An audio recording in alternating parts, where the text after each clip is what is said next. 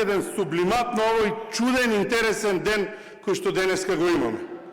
Во време на распишани избори, кога остана една правна нејаснотија за регулирање на толкувањата и недореченостите во постапка за собирање на подписи, свикуваме седница со една единствена намера да дадеме исто право на сите, вклучувајќи ги независните кандидати, да можат да учествуваат во една регулирана правна игра која што треба да следува на теренот наречен локални избори.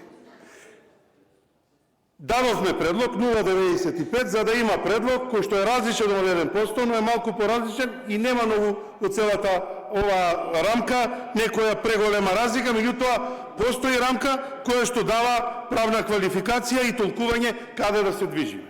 Денеска слушаме Охридски рамковен договор, Баден-Тер, тајни заговори, Овид од левица да прикаже дека имаат 0,5% предлог, кој што беше прифатен, патем да кажам, од владеачкото мнозинство и СДСМ, значи на предлог на левица, место 0,95% се даде предлог од 0,5 или пола процент за собирање на подписи, прифатен од 8 пратеници, ВМРО, ДПМН, знам, вреди и СДСМ, гласано еден против од ДУИ, не гласаше никој од предлагачите, иако имаат членови во комисијата. Тие што сега се повикуваат на експерти, на подршка, на граѓани, не беа присутни да си го гласаат својот амандман. Не и се.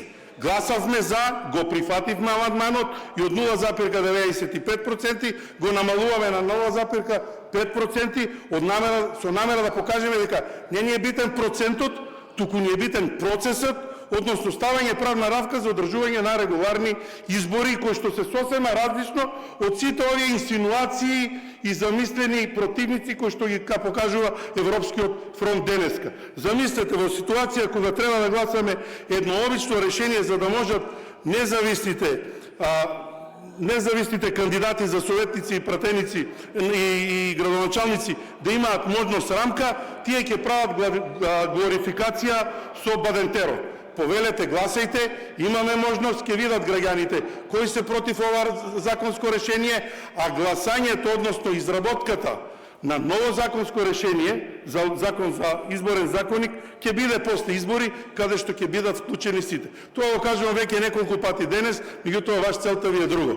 Да се представите пред вашите гласачи дека некој прави нешто против вас, а суштината е многу едноставна. Независните советнички листи да можат и градоначалници да учествуваат на овие избори. Благодарам, имавте шанса да учествувате во демократскиот